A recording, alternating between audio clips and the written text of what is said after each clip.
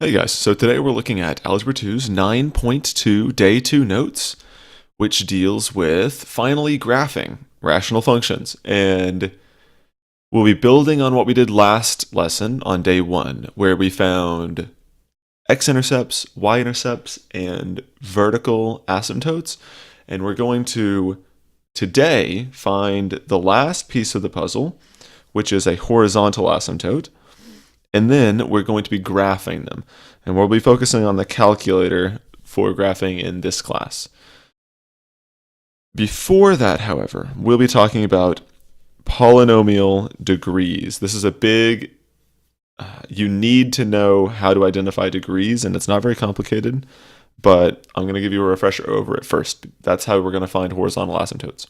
And I know you see this strange all caps thing, but we'll get to that. So, the degree of a polynomial is equal to whatever the highest power of x is, or whatever your variable is. It's pretty much as simple as that. You just look for the biggest power of x. So let's look at some examples here. And we did this back in chapter 6. So look at this first example and tell me if you think you can tell me the degree. You should say that the degree is 3 because 3 is the biggest exponent when comparing all of the exponents of x. Okay. The degree of the next polynomial here is 5 because clearly you got 15. There's no x to a variable. Here you've got x squared, so that's a variable of 2, or a exponent of 2. And then here you've got an exponent of 1, and then here exponent of 5. And so 5 is clearly bigger than 2 or 1, and so your degree is 5. So here your degree is 3, here your degree is 5, and the last example, your degree is 2. All right. I know it's not very complicated, but you need to have that fresh on your brain because we are going to be using it immediately. So finding horizontal asymptotes. There is an acronym that is incredibly helpful to find horizontal asymptotes, or to determine horizontal asymptotes.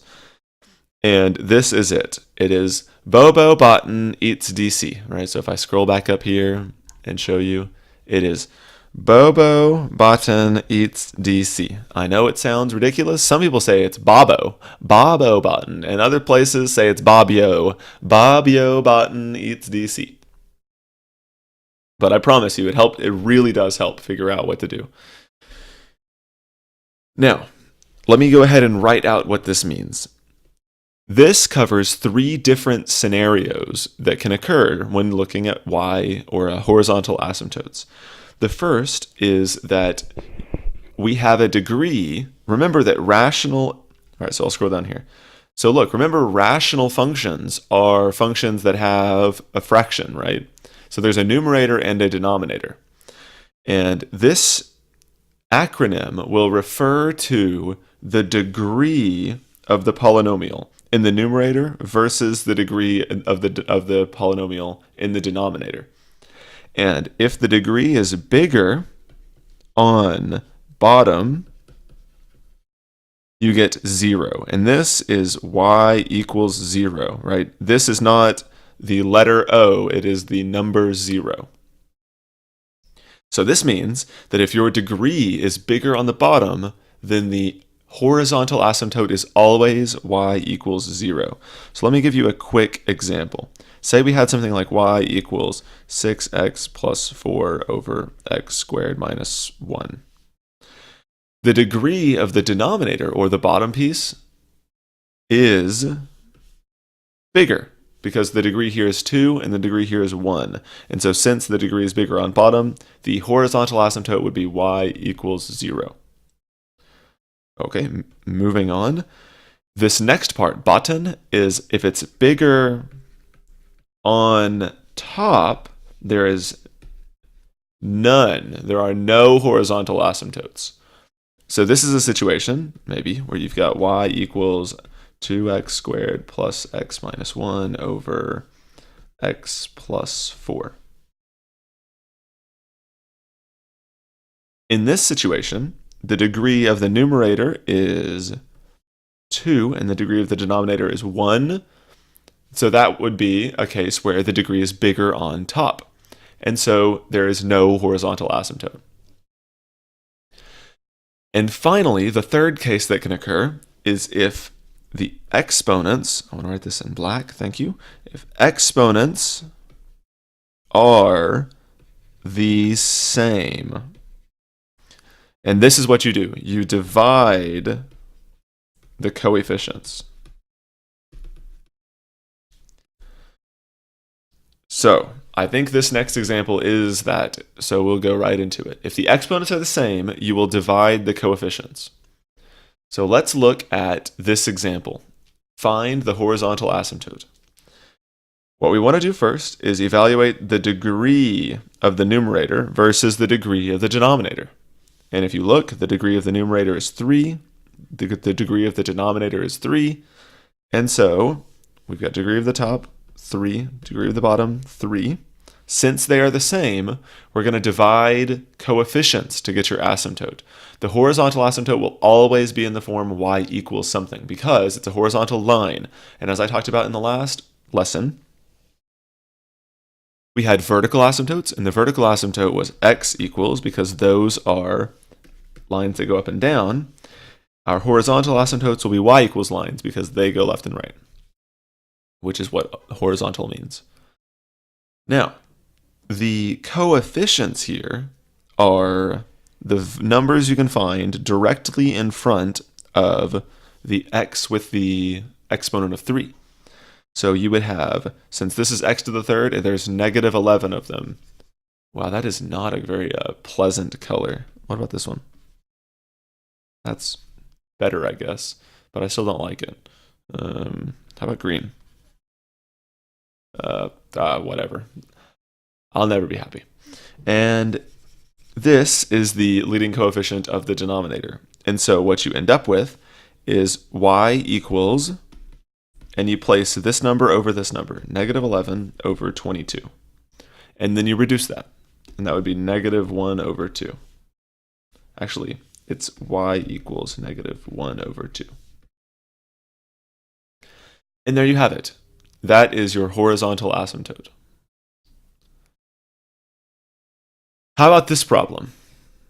Try to figure out how to do this problem. Remember, try to follow Bobo Botani's DC, comparing the degree of the numerator versus the degree of the denominator. So, hopefully, you paused the video and did it, or at least attempted to, or thought about it. You should have determined that the degree of the numerator is 2, and the degree of the denominator is 1, which means we are bigger on top. This falls into bottom. And the n at the end means that there is no horizontal asymptote. So that's your answer. Simple as that. Now, here is where we start getting into the good stuff. State the x-intercept, y-intercept, vertical asymptote, and horizontal asymptote of the following example. Wow, this is going to be one like a culmination of everything we've done so far this section. So x-intercept first. So your x-intercept is found by doing what? What do you do to find x-intercepts?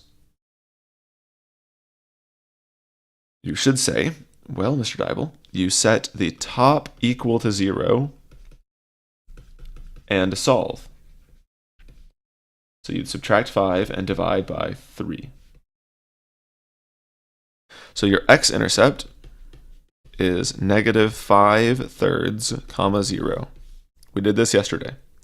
Or, if this is on a Monday, then we did it on the last lesson, right? Then the y-intercept, we'll do the y-intercept next. For the y-intercept, you plug in 0 for x, all of the x's everywhere, and then you simplify that. So you would get 3 times 0 plus 5 over 0 squared minus 7 times 0 plus 10. And that's going to get us 5 over 10, which is 1 over 2. And so your y-intercept is going to be 0, 1 over 2. Alrighty, moving on to the next problem. which is, or the next, not problem, the next part of this problem, which I will do in this sort of teal color. Vertical asymptotes are found by taking the denominator and setting the denominator equal to 0 and solving. And so that would be x squared minus 7x plus 10. Setting this equal to 0, you will have to factor x minus 5, x minus 2. And that's going to be set equal to 0. And so it would be x equals 5 and x equals 2. So your vertical asymptotes are x equals 5 and x equals 2. And finally, our horizontal asymptotes, which I will do in this lovely pink, sort of hot pink color. Horizontal asymptotes are found by, of course, what we just did, doing Bobo Botten eats DC. Now, here we're looking at the degree. So the degree of the top is 1 and the degree of the bottom is 2. And so this is bigger on bottom. And so bigger on bottom, that's Bobo. So the horizontal asymptote would be y equals 0 because that is what B-O-B-O. That is y equals 0. So there we have it. That's the whole thing. X-intercept, y-intercept, vertical asymptote, and horizontal asymptote. Now let's get into the meat of what we're doing today, which is graphing. Graphing. Here's a bunch of steps, right? It basically boils down to find all of the stuff that I taught you how to find, put them on the graph, and then you can use your calculator to help you from there. You might be saying, Mr. Dybel, if you're letting me use my calculator, why can't I do that right from the beginning? Whereas I would tell you, you would have to learn quite a bit more about a calculator than you currently know to be able to graph it even remotely accurately. You'd have to learn all kinds of things that are far more complicated than learning a few things like this. You'd have to learn about determining x-intercepts on a calculator, determining y-intercepts on a calculator, determining vertical asymptotes on a calculator, determining those, that's particularly difficult, determining horizontal asymptotes on calculators, which is also quite difficult. I promise you, I'll actually show you why it'd be difficult to do on a calculator, but this, we'll only use the calculator to help us fill in the shape. That's what we're doing. So let's go to that right now. If I can, click on the right window here. So here we have our first example. Go ahead and write it down, draw yourself a coordinate plane, and we will get to it. So first things first is let's do our x-intercept. So for the x-intercept, you set the top equal to 0. So you'd get 3x is equal to -7, and so x is equal to -7 over 3 when you divide by 3. Right. And so your x-intercept is -7/3, comma 0. That's fine and dandy. Let's move on to the y-intercept. The y-intercept, you would plug in 0 for all of the x's and simplify. So if you plug in 0 for all the x's, that would go to 0, this would go to 0, and you would get 7 over -4, which is -7/4.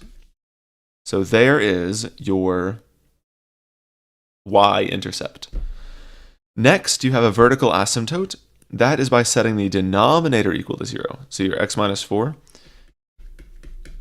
and you solve this. So you'd add 4, and you get x equals 4. And there you have it. Next, we have the horizontal asymptote. And none of these, I want you to pay attention to how long we're spending on each one of these. I know, I'm the teacher, and so I'm doing it a little faster than you might, but there really isn't many steps to these, right? Each one of these things you should be able to burn through pretty quickly. Now, to the horizontal asymptote. This is a case where you are doing Bobo Botten eats DC. So this is a 3x plus 7. So this is to the first power. And this is x minus 4. So x to the first power. These both have a degree of 1, and so this is a situation where the exponents are the same. And so you divide your coefficients. And so it's going to be y equals, and the leading coefficient in the numerator is 3, and the leading coefficient in the denominator is 1, because there's 1x. So it is 3 over 1, which is 3. And so you end up with y equals 3. Now I want to start putting all this together. So first things first, I'll put my intercepts. So negative 7/3, comma 0. So negative 7/3 is a little more than negative, or a little less, I guess, than negative 2. So it's somewhere around there. The y-intercept is negative 7/4, which is a little more than negative 2. I've ruined it. I changed my brush size like an idiot. There we go. And then next is our vertical asymptote, which is x equals 4. So 1, 2, 3, 4. Draw ourselves a vertical line here. And then horizontal asymptotes are y equals 3. So here we've got 1, 2, 3. Looking good so far. And now we got to figure out what the rest of this graph looks like. And this is where you would want to use a calculator. So I can pull up a calculator here and show you. So I'll turn it on. We're going to go to y equals, and then we're going to put this into it. So there's two different ways to do this. You could either press alpha y equals and then 1 to make a fraction, but this calculator does not have that ability. And so this is what I would do if I had this calculator. I would put my numerator in parentheses, 3x plus 7, and then I would put my denominator in parentheses, and I would divide the two. So I'd press divide by, and then I'd open parentheses and do x minus 4. Then I would graph. Now, you can see my mouse cursor. This point right here is the x-intercept, and this point right here is the y-intercept. Now imagine, our horizontal asymptote is at y equals 3, right? So look, right here is surely y equals 3. See where this peters off at and it doesn't go over? That means that you're going to hug it, the asymptote here. And then right here, notice how we're dipping down here and then we're coming up here. This shows that we are, all right, so we're looking back here. We could determine that this was happening, right? Which is great. But that was not the only part of the graph. There was another half of it, and it is above the horizontal asymptote and to the right of the vertical asymptote. So that is where we'll put it. Now, let me make it clear to you, or let me say this. Your rational functions in here, they'll always have two segments at least. So this is one segment, but our next one could appear either here. Man, I really don't like that yellow. It could either appear here, that's better, or up here. And by looking at the graph, we determined that it is above this asymptote and to the right of this asymptote. And so it looks like it's over here. And I'm not too particular about how exact you are, just so long as you're drawing the general shape. And that's it, you're done. Now, we're going to skip this because I don't want to confuse you. Next problem. And how many more do we have? We've got one more after this one. All right, so we're doing okay. We're at 19 minutes. I think we can swing this. Now, this problem, I want you to pause the video after you write down the problem and start telling me or working out the x-intercept, y-intercept, vertical asymptote, and horizontal asymptote. I want you to work all that out. And if you want to try to start graphing it, go for it. I encourage you to try to do your best to work out the problem. Okay, I'll assume that you did that. So the x-intercept is where you set the top equal to 0.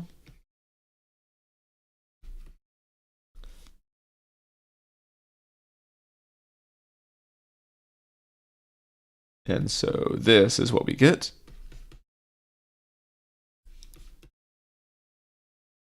Awesome. Moving on. So if you didn't notice what I did there, when you set the top equal to 0, you're going to have to factor it because it's a quadratic. And then you set each one of the factors equal to 0, and that's that. For the y-intercept, we have to plug in 0 for all the x's. So when you plug in 0, that term will cancel. When you plug in 0, that term will go to 0.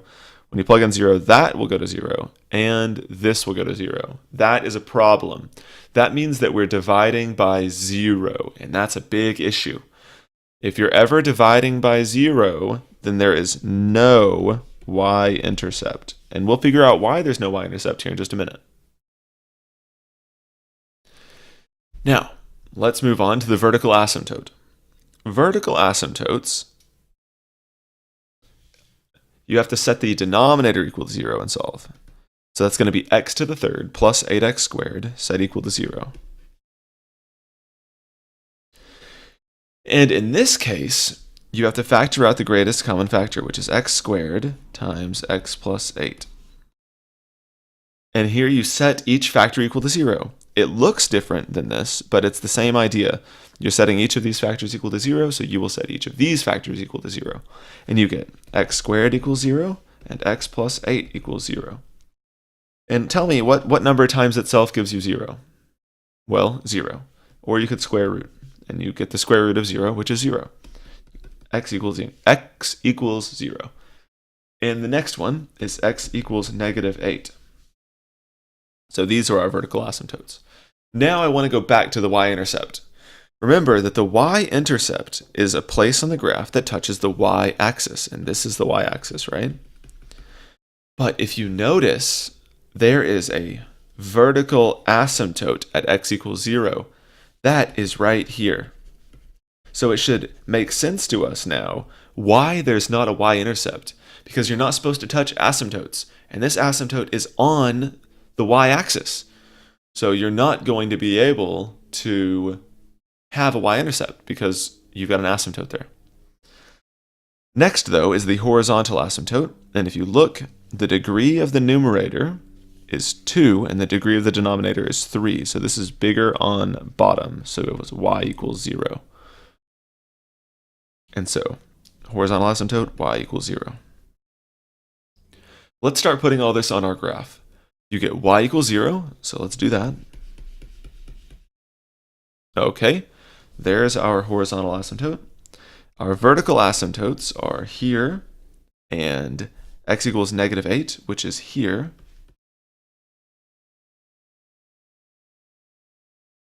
And then let's do our x-intercepts, 4, 0, and 2, 0, which is interesting. And then let's pull up the calculator and look at this. So we've got, hey calculator, turn on. All right, we've got the numerator, x raised to the second power, minus 6 times x plus 8, close parenthesis, divide by, open parenthesis, x to the third plus 8x to the second, close parenthesis, and graph. This is a cool looking graph. Oh, look. Does our graph just stop here? Let's look. Does our graph just stop here? Let's zoom in.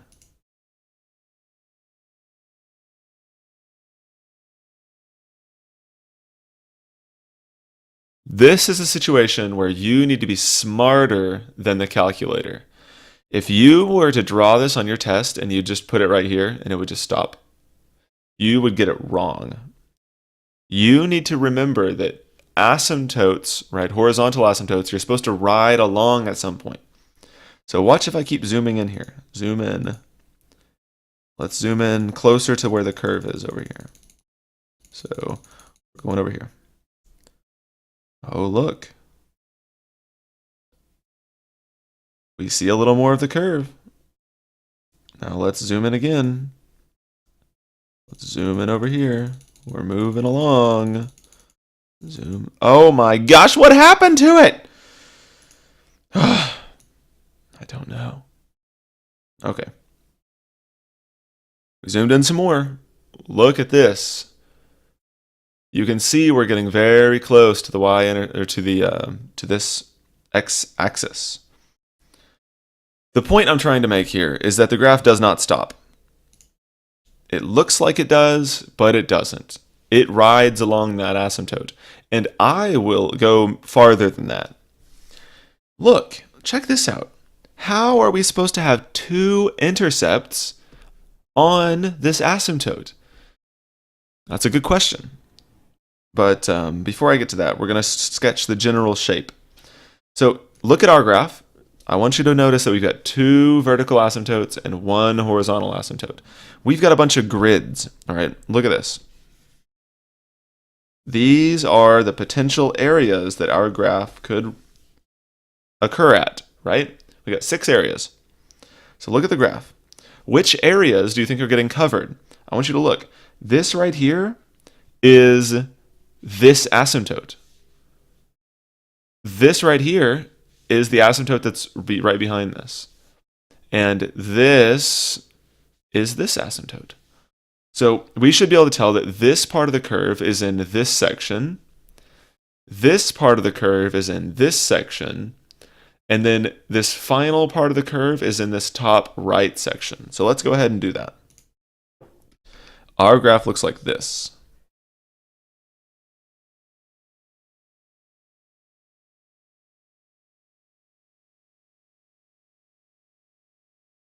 Something like that. Now, actually, I don't really want to get too much into detail about why we can have x-intercepts here. I know the x-intercepts are resting on the horizontal asymptote, but I'll point it out like this, right? If you want me to explain this in detail, which I can, talking about what asymptotes really mean, I will tell you. I have no problem with that. But I want you to ask me personally, because I'll just tell you that horizontal asymptotes are only guidelines. They are not set in stone. You cannot touch this. Vertical asymptotes are that. You cannot touch a vertical asymptote. You are allowed to touch a horizontal asymptote, right? I'm just going to say that's a rule, and if you want to hear more about it, ask me. And finally, our last problem. I want you to try to work this problem completely out, all right? We're at 28 minutes. Oh my gosh. I want you to try to work this problem out.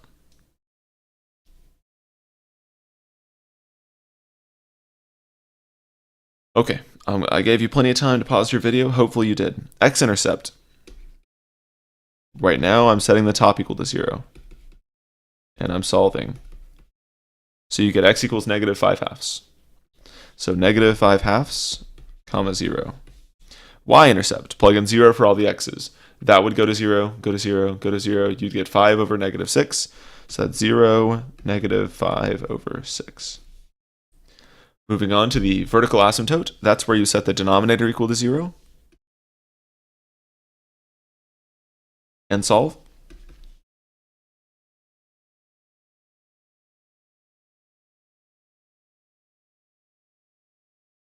That's this is one of the most commonly missed factor pairs. So x is equal to negative 6 and x is equal to 1. Very good. And then horizontal asymptotes. Notice that the degree is bigger on bottom. Bigger on bottom, 0, because there's a degree of 1 and a degree of 2. So this is bigger on bottom. So y equals 0. Let's start putting all this stuff down. Y equals 0. Let's do that first. All right, there's y equals 0. Then let's do x equals negative 6 and x equals 1. x equals negative 1, 2, 3, 4, 5, 6.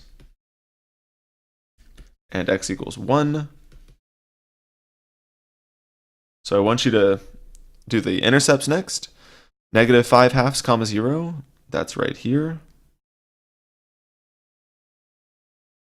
And then 0, negative 5 sixths, which is right here. And then let's graph this on a calculator. This would be 2x plus 5, close parenthesis, divide by, open parenthesis, x squared plus 5x minus 6, graph. Can you spot the sections? So notice we've got a bunch of sections here. All right, I'll highlight them. We've got this section, this section, this section, this section, this section, and this section. What sections is this graph in? Sort of a trick question for one of them.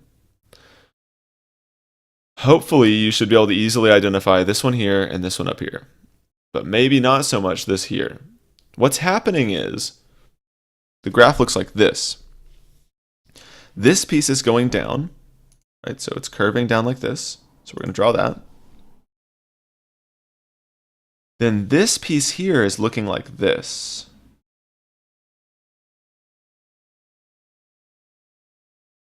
That's what this looks like. So check it out. See that? It's actually a little more curved. It's more like flat. It's more like this.